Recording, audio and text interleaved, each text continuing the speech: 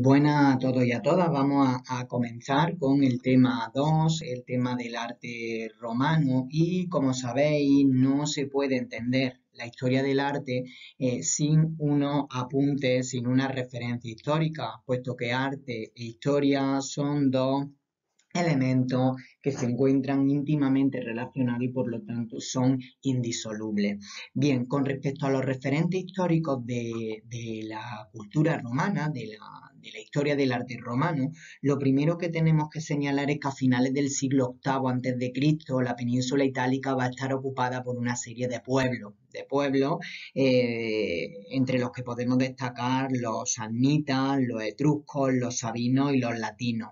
Y precisamente este último pueblo, los latinos, junto a los sabinos, fundarán en el año 753 a.C. un poblado que será, bueno, Roma. Eh, con el tiempo, este poblado, Roma, acabará convirtiéndose en la capital de uno de los imperios más poderosos. Sus orígenes fundacionales, bueno, son un tanto confusos y en ellos se van a mezclar la historia y la leyenda y la atribución de la fundación de Roma, que como he dicho tiene un origen mítico, un origen de leyenda, se atribuye a Rómulo y Remo. A partir de la fundación de Roma, la historia del Imperio Romano podemos dividirla en tres grandes etapas. La primera de ellas la tenéis aquí, es la monarquía etrusca. Veis ahí de los siglos VIII al VI, 753-509, podemos definirla como una etapa oscura, gobernada por reyes. Los tres últimos reyes tendrán un origen etrusco y bueno, los etruscos son importantes para Roma porque van a dejar una huella artística que será fundamental en el desarrollo de su arte. La segunda etapa de la historia de Roma es la República, que como veis iría entre el año 509 al 27 a.C. Es una etapa que sucedería a la expulsión de los etruscos y en la que los romanos van a llevar a cabo una gran cantidad tanto de colonizaciones como de conquistas. Derrotan a los cartagineses en las guerras púnicas y bueno, pues digamos que van a expandir su forma de ver el mundo, su forma de entender el mundo a lo largo pues de todo su imperio, que es lo que viene a lo largo de todo su imperio, decía, que es lo que viene a continuación, porque la tercera etapa del mundo romano es el imperio. El imperio se divide en dos. Por un lado nos encontramos con el Alto Imperio, que sería la etapa de máximo esplendor político, cultural, social, económico, y por otro lado nos encontramos con el Bajo Imperio, donde digamos que a partir del siglo V las tribus bárbaras del norte de Europa inician la presión sobre las fronteras del Imperio Romano hasta que definitivamente en el año 476 el último emperador romano, Rómulo Augusto, que lo tenemos aquí, es vencido por los ostrogodos, ¿de acuerdo?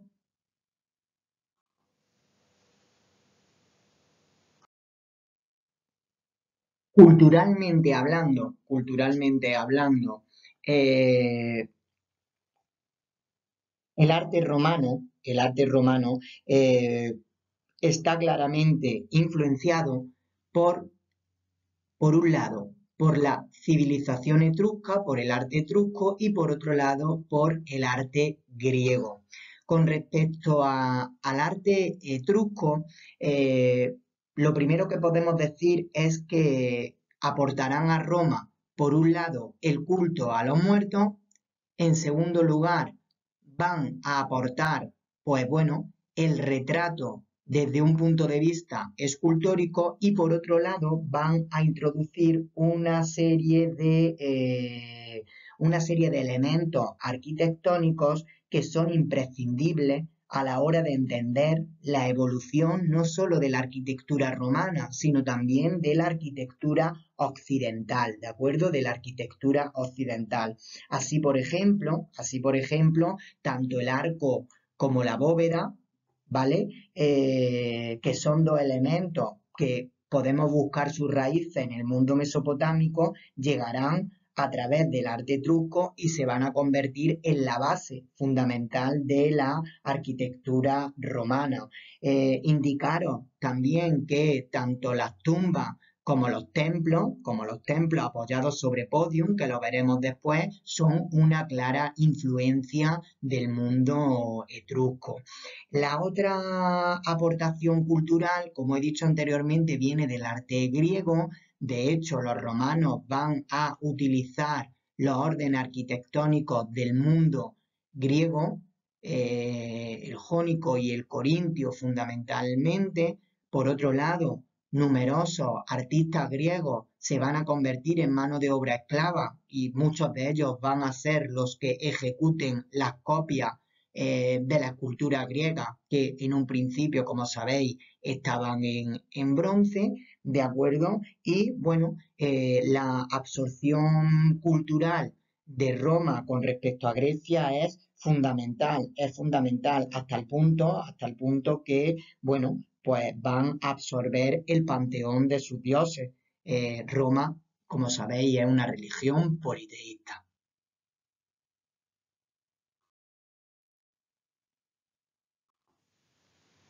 Bien, de esta manera pasaríamos a hablar de las características que definen a la arquitectura romana, ¿de acuerdo?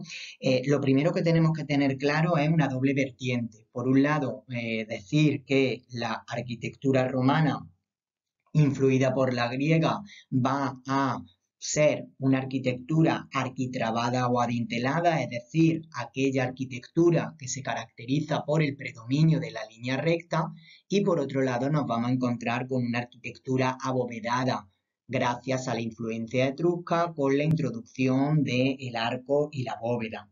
¿De acuerdo? También va a introducir cúpula de media naranja y también cúpula de cuarto de esfera.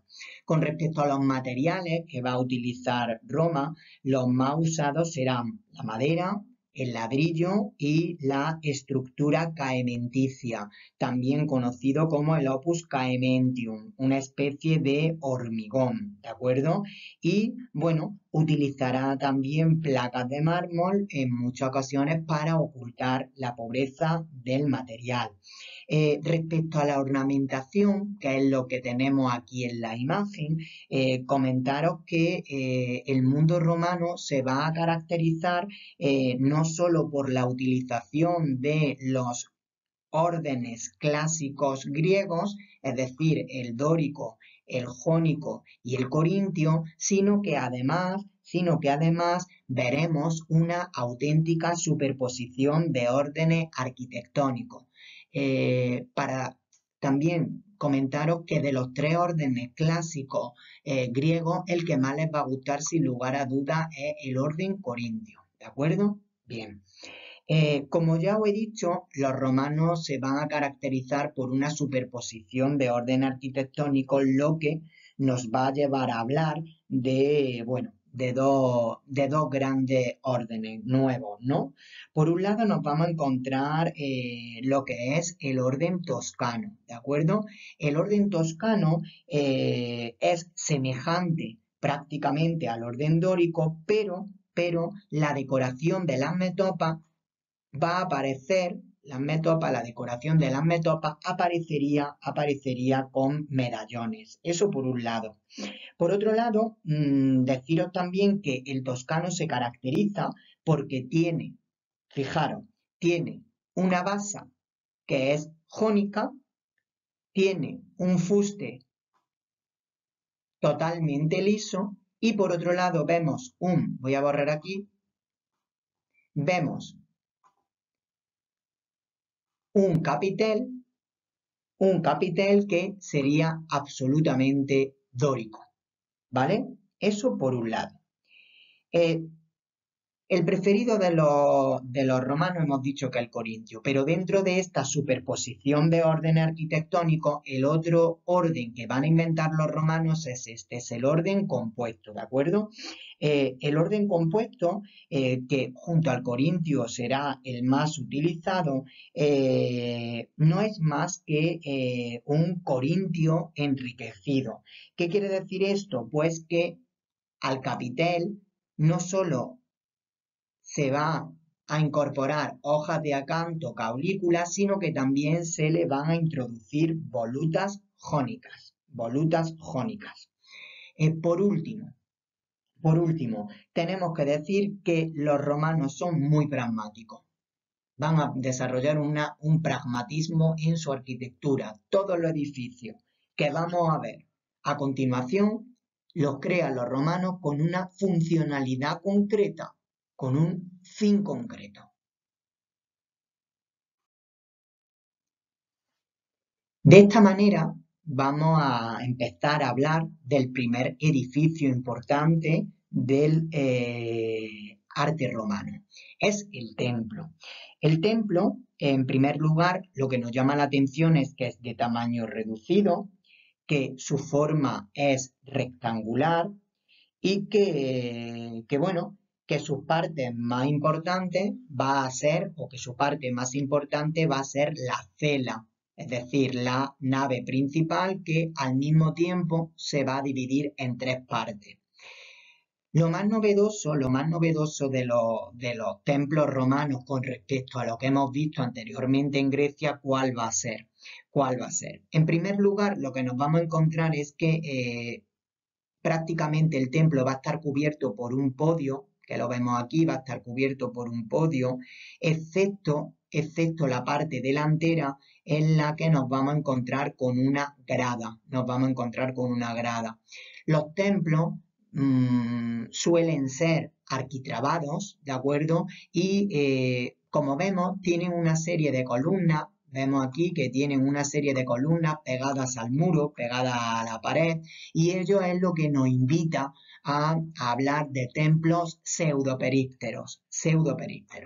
Bien, el que tenemos en la imagen es el templo de Fortuna Viril. Se trata de un templo rectangular que descansa, como vemos, vamos a borrar para ir empezando desde el principio a explicarlo, ¿vale? Se trata de un templo rectangular, como estamos viendo, que se apoya sobre un podio, que lo tenemos aquí, se apoya sobre el mismo. Por otro lado tenemos una escalinata frontal, una escalinata en su frente, posee 4 columnas que son de orden jónico y bueno, son 4 columnas lo que nos permite hablar de un templo tetrástilo. Luego nos vamos a encontrar con 12 medias columnas que están incorporadas a la pared de la cela, lo que nos permite hablar de un templo pseudoperíptero. Cronológicamente, el templo de Fortuna Viril se sitúa en el siglo II a.C., por lo tanto estamos hablando del periodo republicano y bueno, a día de hoy ha llegado a estar tan bien conservado gracias a que se convirtió en una iglesia cristiana. El otro templo que tenemos es sin duda uno de los templos más importantes conservados a día de hoy del arte romano y que ha sido objeto de pregunta en selectividad. Tenemos aquí la Maison Carrée del siglo I a.C., concretamente del 16 a.C., se le conoce popularmente como la Casa Cuadrada. Y bueno, vemos que cumple las características de templo romano, se apoya sobre podium, escalinata frontal, columnas adosadas al muro, pseudoperíptero y popularmente se le conoce como la casa cuadrada. En función del número de columnas que tiene en el pórtico, podemos decir que es un templo hexástilo. Así, por otro lado, vemos que utiliza el orden compuesto o el orden corintio, más bien sería un orden corintio, perdón, es un orden corintio, no veo por ahí voluta jónica, orden corintio, ¿de acuerdo? Orden corintio y Además, tenemos que decir que se ubicaba o se ubica en el Foro de Nimes y está consagrado al culto imperial. Fue patrocinado por Agripa en honor de su suegro Augusto, de su esposa Livia y de sus hijos Cayo y Lucio. Bien, de ahí vamos a ver otros templos, quizá el más importante de todos.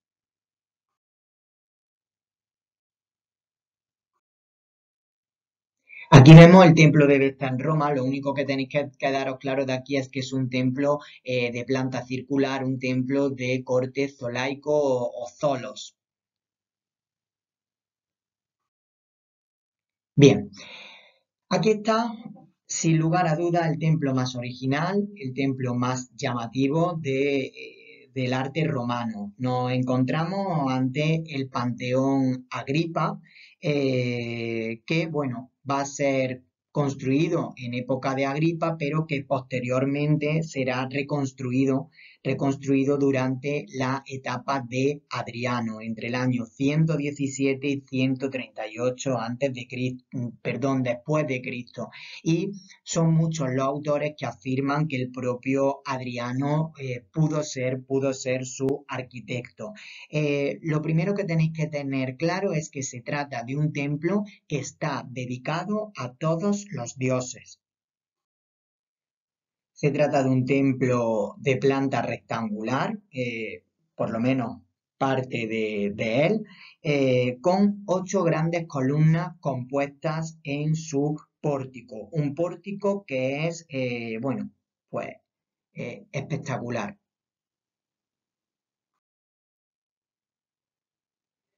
Por otro lado, sin lugar a duda, lo que más nos llama la atención del Panteón es que está dotado de una fascinante cúpula construida en su base, a la que llamamos, lo que estoy señalando, a la que llamamos tambor, construida en su base por materiales como el cemento y a medida que va ganando altura, pues encontramos otro tipo de materiales como el ladrillo o la piedra pómez.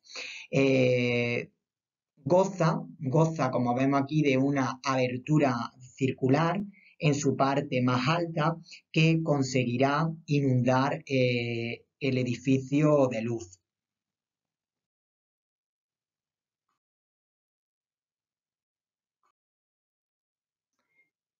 Bien, por otro lado, otro rasgo que nos llama muchísimo la atención es estos pequeños casetones, también conocido como artesonado, que van a configurar el interior de la cúpula dividiéndose en 5 líneas concéntricas y que tiene como principal objetivo aligerar el peso de la bóveda en su interior.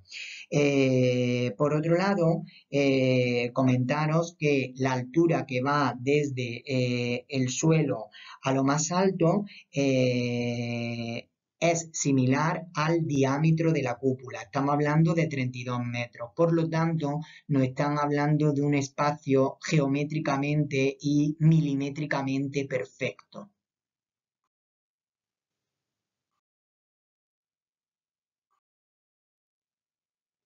Y bueno, ya por último, comentaros que en el año 609 el Panteón Agripa se convertirá en iglesia cristiana. Aquí tenéis imágenes tanto de esa planta circular, os he hablado al principio que tiene una planta rectangular, pero que la combina con una planta totalmente circular y bueno, tenéis aquí diferentes imágenes tanto de su plano como de su alzado y comentaros que el Panteón Agripa sin lugar a duda se convirtió en una obra arquitectónica de referencia para artistas posteriores, especialmente durante el Renacimiento y, por qué no también decirlo, durante el Barroco.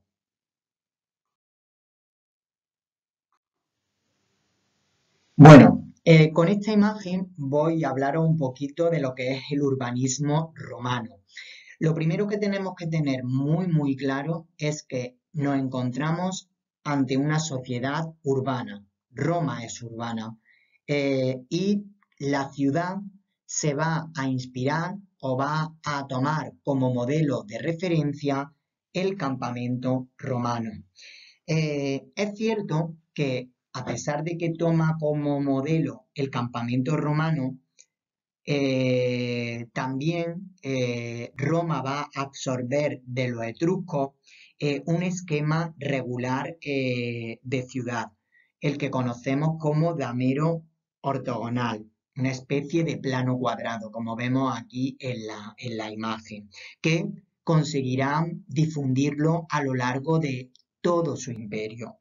Se trata de una ciudad que va a estar protegida por murallas y nos vamos a encontrar que posee cuatro puertas.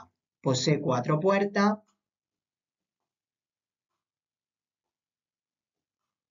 que van a estar orientadas a los puntos cardinales. El resultado del cruce de dos vías, por un lado nos vamos a encontrar con el Cardus, con la decumana que iría de norte a sur, y luego nos vamos a encontrar con el Cardum que iría de este a oeste. Ese cruce va a convergir en lo que conocemos como el foro, ¿de acuerdo? O la plaza pública, que tendría una similitud muy parecida a lo que sería el ágora griega, ¿de acuerdo? A partir del Cardus y de Cumanus se desarrollarían el resto de las calles en disposición paralela. En el foro Roma va a organizar tanto los edificios de carácter público como edificios de tipo religioso, ¿de acuerdo? Y poco más os tengo que decir de aquí. ¿Por qué? Porque ahora vamos a ver los diferentes edificios de carácter civil, de carácter de ocio, que van a ubicarse en el foro romano. Aquí tenemos también los diferentes foros que establecieron los distintos emperadores romanos.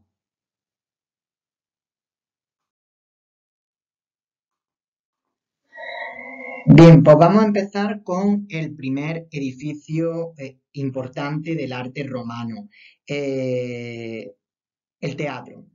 Indicaron en primer lugar que el teatro no va a ser generalmente construido en el mundo romano en la falda de una montaña como ocurría en el mundo griego, sino que se tratarían de piezas totalmente exentas. En el exterior, que no lo vemos por aquí, presentaría diferentes pisos de arquería adornada con una superposición de órdenes. ¿Qué partes son las más importantes dentro de un teatro romano? En primer lugar, nos encontramos con la grada o cávea, que tiene forma semicircular. En segundo lugar, nos encontraríamos la orquestra o la orchestra o la orquestra, como queréis llamarlo, que también tiene forma, como veis, semicircular y que se utilizaría por parte del coro y que, bueno, pues tiene poca importancia en el mundo romano, ya que en el griego, recordaros que la planta de la orquesta era circular. Por otro lado, nos vamos a encontrar que frente al escenario, frente a la escena, nos vamos a encontrar con el proscenium. El proscenium, ¿qué es? El proscenium era una especie de lugar en el que los actores esperaban su turno, sentados sobre una especie de zócalo. Por otro lado, donde vemos aquí a los turistas, esto sería la escena, el lugar donde tendría lugar donde se desarrollarían las representaciones y luego por otro lado tenemos el fondo del escenario que bueno, que se decoraría con arquitecturas, con atrezo, etcétera. Lo que vemos en la imagen es el Teatro de Mérida aquí en España y que contaría con un aforo aproximadamente de unos 5.000 espectadores.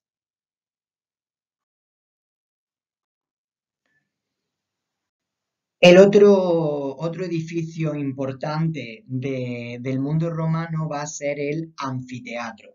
El anfiteatro presenta, como veremos en la imagen posterior, una escena circular. Digamos que el anfiteatro es la unión de dos teatros y también nos vamos a encontrar con una grada o cavea que se dividiría en función de la categoría social, es decir, habría una grada o cavia reservada pues para las clases patricias, mientras que habría otras dos que se repartirían para la clase plebeya o para las clases más impopulares, para las clases pobres. Por otro lado, comentaros que los más importantes anfiteatros contaban en la parte superior como una especie de velum o toldo que serviría pues para cubrir a los espectadores tanto del sol como de la lluvia. Exteriormente, deciros, bueno, pues que al igual que el teatro, se organizaría en pisos de arquería donde se combinaría tanto la escultura como los diferentes órdenes arquitectónicos. Es decir, hablaríamos de una superposición de órdenes, ¿de acuerdo?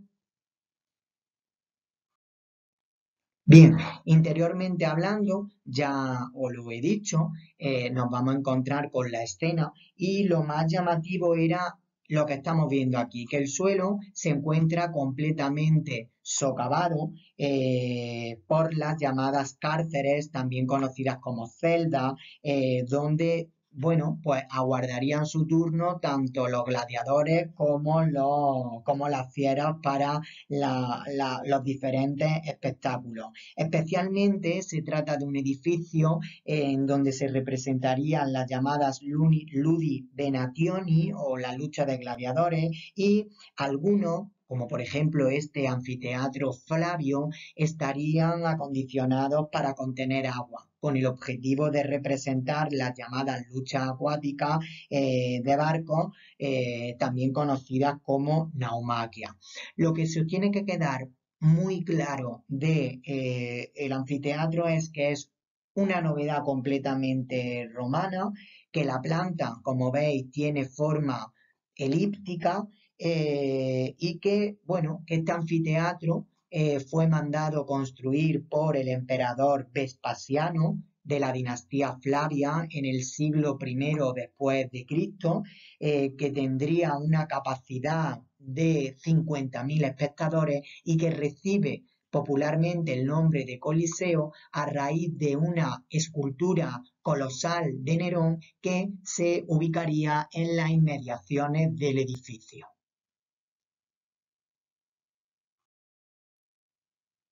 Aquí lo tenéis y bueno, aparece explicado pues algunas cositas que yo he dicho anteriormente. Bueno, y he querido meter esta imagen porque aquí también en España, concretamente en la ciudad romana de Itálica, bueno, a pocos kilómetros de Sevilla capital, en el pueblo de Santiponce, contamos con un anfiteatro lógicamente con unas dimensiones muchísimo inferiores que las del anfiteatro Flavio Coliseo, pero bueno, un anfiteatro nada desdeñable para la ciudad y para la época.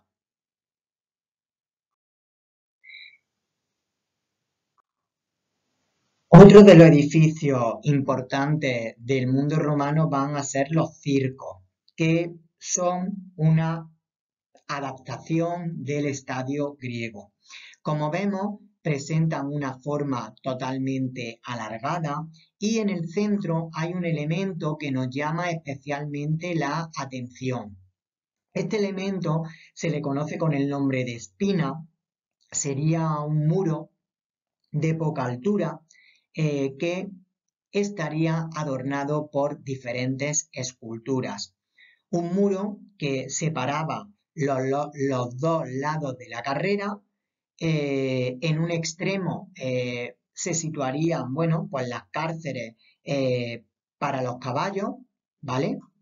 Donde saldrían pues los participantes.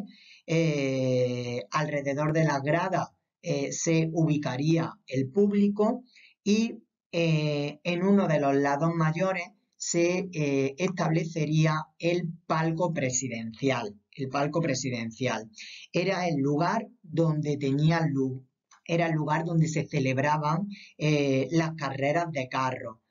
Podemos hablar de carreras de 2 caballos, las vigas, o carreras de 4 caballos, las cuadrigas.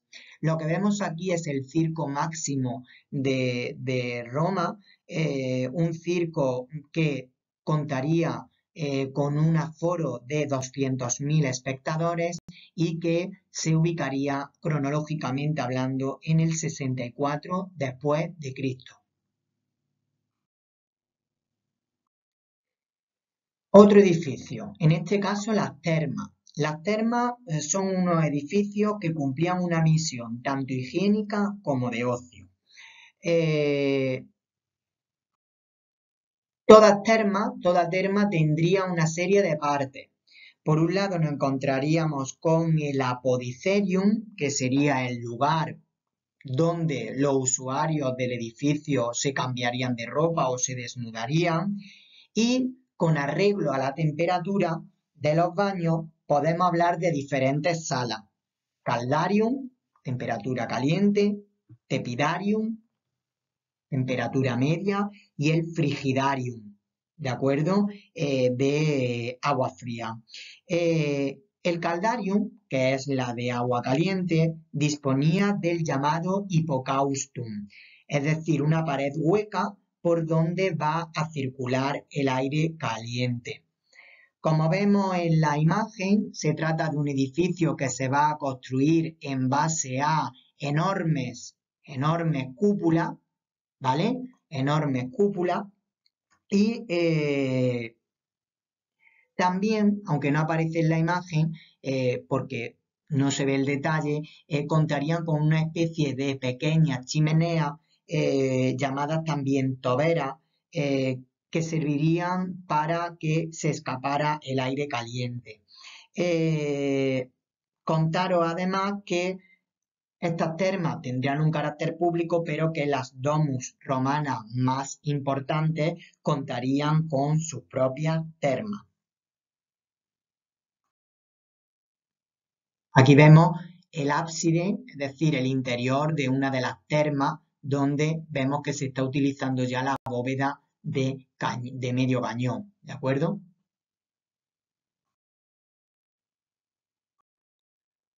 Otro edificio muy importante dentro del mundo romano y que tendrá una trascendencia importantísima a posteriori es la basílica.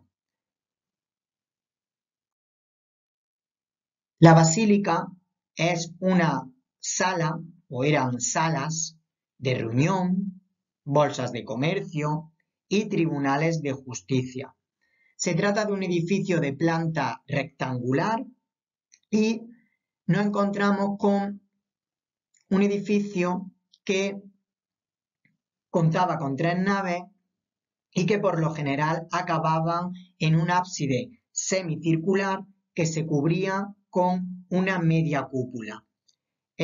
Sirva de ejemplo, pues esta que vemos aquí, la Basílica Romana de Magencio, y lo más importante de todo esto es que las basílicas tendrán una influencia importantísima en los templos cristianos posteriores. Aquí vemos cómo nos encontramos con una planta que termina en un ábside semicircular, donde, bueno, se ubicaría o la estatua de la divinidad, o si el edificio estaba adaptado para tribunal de justicia, aquí era donde se ubicarían el tribunal de los jueces, ¿de acuerdo?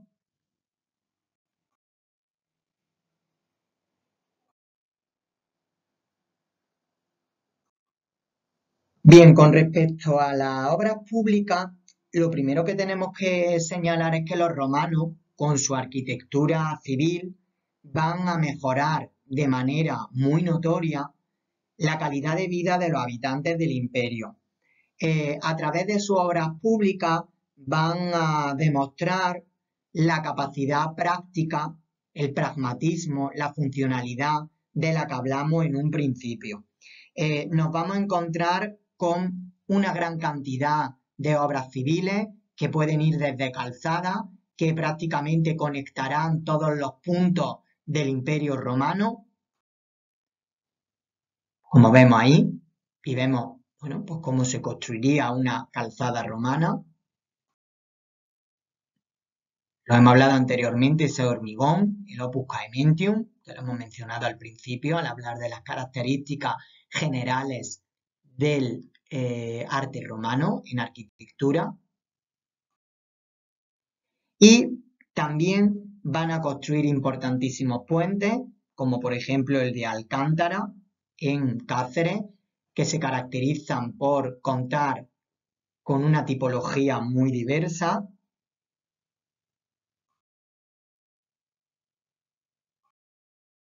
O acueductos como el de Segovia, concluido en la época de Trajano y que serviría para traer el agua desde las zonas montañosas a las grandes urbes romanas.